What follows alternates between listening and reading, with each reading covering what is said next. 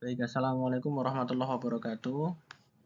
Selamat sore semua. Hari ini kita akan membahas mengenai tegangan yang terjadi pada pressure vessel ya. Pressure vessel itu ya gampangnya seperti bejana bertekanan lah ya, kira-kira seperti itu. Mungkin buat anak-anak yang sudah AKP mungkin bisa membayangkan ya bahwasanya bejana bertekanan itu adalah sebuah equipment ya di mana terjadi internal pressure ya atau tekanan ya yang membuat bejana tersebut menjadi memiliki tekanan atau memiliki beban ya, memiliki beban tekanan sehingga pressure vessel tersebut mengalami apa namanya itu mengalami stres ya atau mengalami tegangan seperti itu. Baik, hari ini kita akan membahas mengenai beberapa topik berikut ya. Kita akan membahas mengenai subtopik pertama yaitu analisis tegangan ya yang terjadi pada pressure vessel. Kemudian yang kedua adalah state of stress-nya atau kondisi tegangannya pada pressure vessel. Kemudian yang ketiga adalah aplikasi daripada pressure vessel ini di dunia migas ya. Bisa dilihat di gambar sebelah kanan, di situ ada spherical, ada juga cylindrical ya, pressure vessel. Kalau yang di sebelah kiri yang warna kuning itu adalah cylindrical vessel yang berfungsi sebagai filter ya, di situ untuk memfilter gas. Kemudian di sebelah kanan itu yang warna abu-abu ya, itu berfungsi untuk menampung gas ya sementara ya sebelum gas itu digunakan.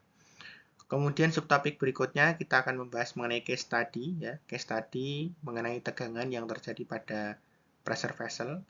Kemudian kita akan kenalkan juga perangkat lunak yang digunakan untuk menganalisis tegangan pada pressure vessel.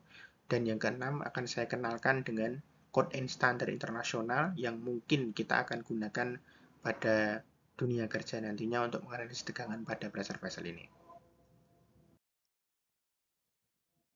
Ya, ini saya perlihatkan sedikit ya. Di situ ada analisis tegangan yang kami lakukannya pada pressure vessel. Nah, kalau bentuk nyatanya itu ada di sebelah kanan ya, yang warna abu-abu itu. Kalau yang sebelah kiri itu adalah modelnya ya, kira-kira seperti itu.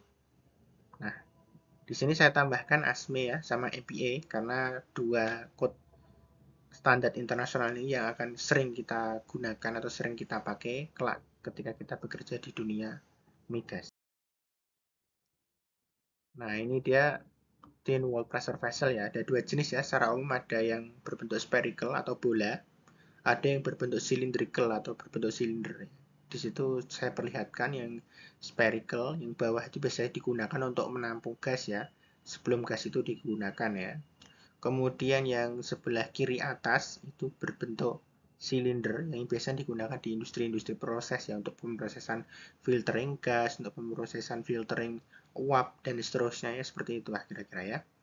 Cylindrical or spherical vessel are commonly used in industries to serve as boiler or tank. Yeah? When under pressure, the material that is made is subjected to loading from all directions. To simplify the case, the vessel can be analyzed in simple manner as thin as well. Jadi dalam kita menganalisis pressure vessel ini ya, kita bisa membandingkan antara ketebalan dengan diameternya ya. Dengan ketebalan yang eh, kurang dari 1/20 daripada diameternya, kita bisa mengasumsikan bahwasannya pressure vessel tersebut dapat kita modelkan sebagai thin wall ya, atau bejana bertekanan berdinding tipis, sehingga akan lebih mudah untuk dianalisis. Nah, lalu bagaimana caranya menganalisis? Nah, di sini saya gambarkan ya, ada secara umum ada dua jenis pembebanan ya yang terjadi pada pressure vessel ya, yaitu pembebanan secara longitudinal yang kemudian menghasilkan longitudinal or axial direction stress ya. Yang satunya lagi adalah dalam arah sirkumferensial atau hub stress seperti itu ya. Nah, ini di sebelah kanan itu digambarkan free body diagramnya. Nah, kira-kira seperti itu. Dari gambar yang ada di sebelah kiri atas, di situ terlihat ada dua jenis sigma atau dua jenis tegangan tarik yang terjadi ya. Dalam arah sumbu pressure vessel itu terjadi longitudinal stress, kemudian dalam arah sirkumferensial itu ada sirkumferensial stress atau hub stress ya. Karena sirkumferensial stress atau hub stress ini yang kemudian harus kita beri perhatian penuh ya, beri perhatian yang lebih karena dalam kenyataannya hub stress ini yang kemudian nilainya lebih besar ya, nilainya lebih besar dan kemudian sering sekali menyebabkan pipa menjadi pecah seperti itu. Sebenarnya dalam perhitungan proses yang terjadi di industri migas itu sebenarnya sudah dipertimbangkan agar supaya ketebalan itu minimal memenuhi lah ya. Tapi seiring dengan berjalannya waktu ya, terjadi penipisan akhirnya menjadi tipis. Oleh karena itu setelah tipis kita perlu untuk merepair ya kembali atau mengganti ya bejana yang bertekanan tadi ya supaya apa? Supaya tidak mengakibatkan fail ya. Fail itu terjadi kenapa? Karena hook stress tadi itu sudah melebihi dari ultimate strength pada titik terjadinya kegagalan tadi ya. Sorry, yield strength pada titik terjadinya kegagalan tadi. Oleh karena itu, kalau sudah terjadi penipisan, segera kita lakukan penggantian atau repair. Berikutnya adalah spherical vessel. Kalau tadi kita mengenal mengenai cylindrical vessel, sekarang saya kenalkan mengenai spherical vessel ya. Kalau spherical vessel itu arah dalam ketiga sumbunya itu ya kita gambarkan seperti itu, dan ketika kita ingin menghitung ya daripada tegangan tarik yang terjadi, maka ketiga arah sumbu tersebut memiliki tegangan yang sama, yaitu sebesar PR per 2T. Ya. Ini adalah state of stress-nya ya, yang terjadi pada pressure vessel. Di situ saya gambarkan ya, dalam arah sumbu X dan maupun arah sumbu Y. Ya, dalam arah sumbu X ada sigma X, kemudian shear XY, dari arah Y juga ada shear XY dan juga sigma Y. Nah, mungkin kalau kita berikan ilustrasi ya, di situ ada pressure vessel ya, yang kemudian X itu menjadi sumbunya, kira-kira mana nih yang circumferential stress itu sigma X apakah sigma Y nih? Ya, betul ya, sigma Y ya. Kalau yang sigma X, ya betul, longitudinal stress ya. Nah, ini beberapa contoh aplikasi daripada pressure vessel di dunia minyak dan gas ya. Ada gas scrubber, itu berfungsi untuk menyaring gas ya. Ya, menyaring gas dari sumur biasanya.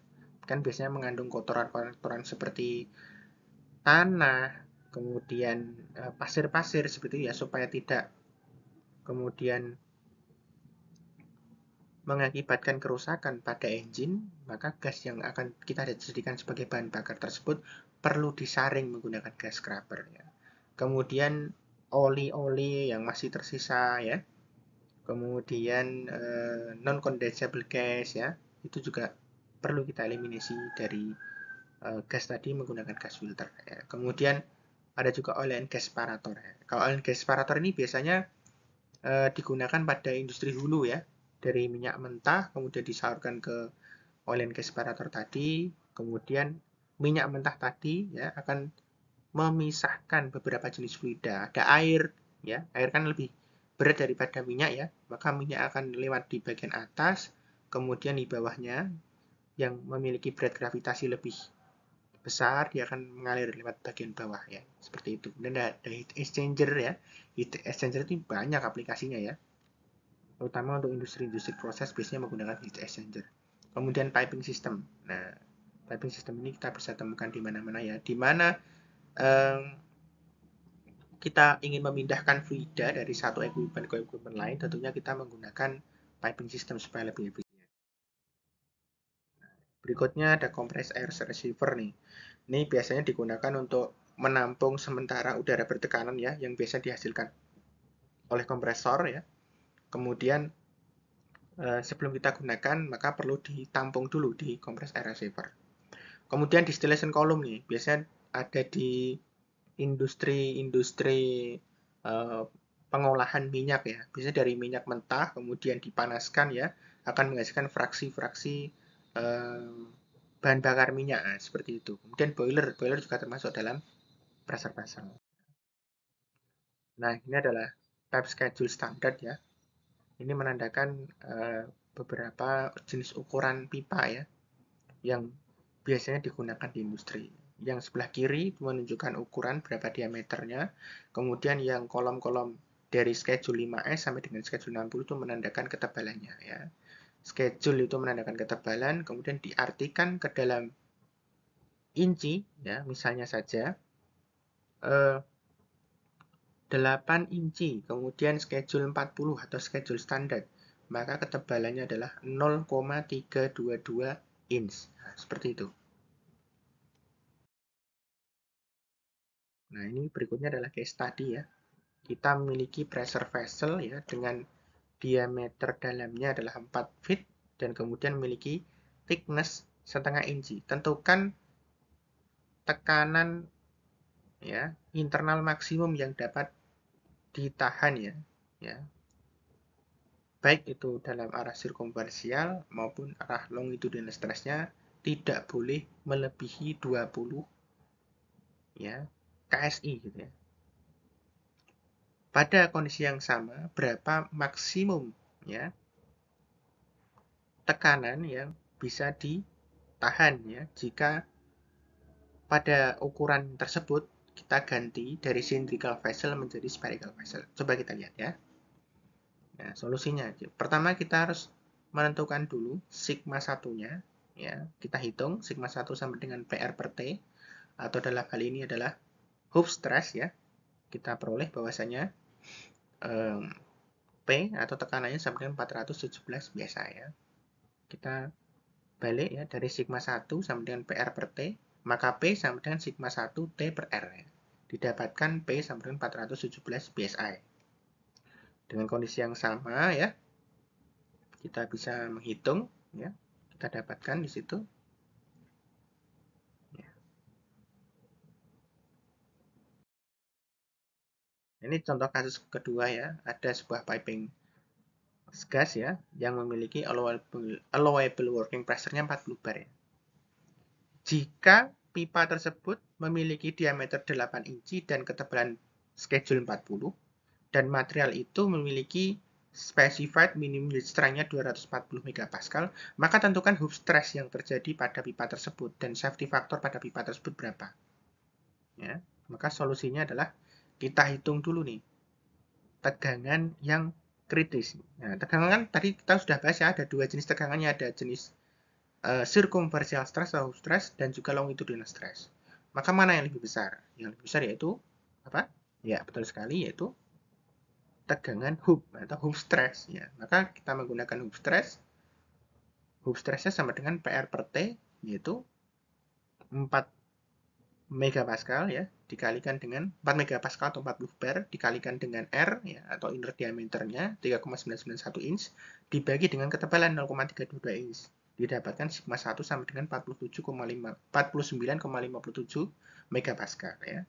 Dengan SMYS sebesar 240 megapascal maka kita akan peroleh safety faktornya sama dengan SMYS dibagi dengan sigma 1 ya atau allowable stress-nya ya sama dengan 4,84. Sehingga sistem perpipaan ini masih sangat aman ya untuk kita jaga tekanannya ya, seperti itu. Kemudian berikutnya adalah stress in vessel ya. The element of material taken from either a cylindrical and a spherical vessel is subjected to biaxial stress ya. Biaxial stress di sini maksudnya adalah yang longitudinal maupun yang circumferential ya. Actually, the pressure also subject to material to radial stress atau sigma 3 ya, which act along radial line. The stress has a maximum value equal to pressure or P ya, at the interior wall and it degrades to the wall to zero at exterior surface of the vessel. Since the gauge pressure there is a zero. For thin wall pressure vessel, yeah, the radial stress component can be ignored since our limiting assumption of R per T equals to 10 result in sigma 2 and sigma 1 being respectively 5 and 10 times higher than the maximum radial stress. Sigma 3 maximum equals to P. Finally, if the vessel is subjected to an external pressure, the compressive stress developed within the thin wall may cause the vessel to become unstable and collapse may occur by buckling rather than causing the material to fracture. Nah, ini adalah beberapa software ya yang kita bisa gunakan untuk menganalisis tegangan yang terjadi pada pressure vessel.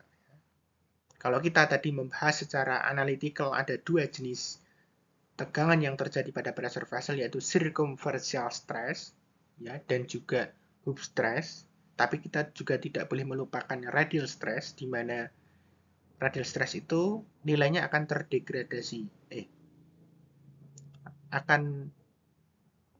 Nilainya itu akan linear ya, linear dari dalam keluar ya, dari dimana yang di dalam pressure vessel itu bernilai maksimum, kemudian di luar pressure vessel itu bernilai minimum seperti itu. Nah, kita mengenal ada 3 jenis stress tadi, radial stress, longitudinal stress, dan juga circumferential stress.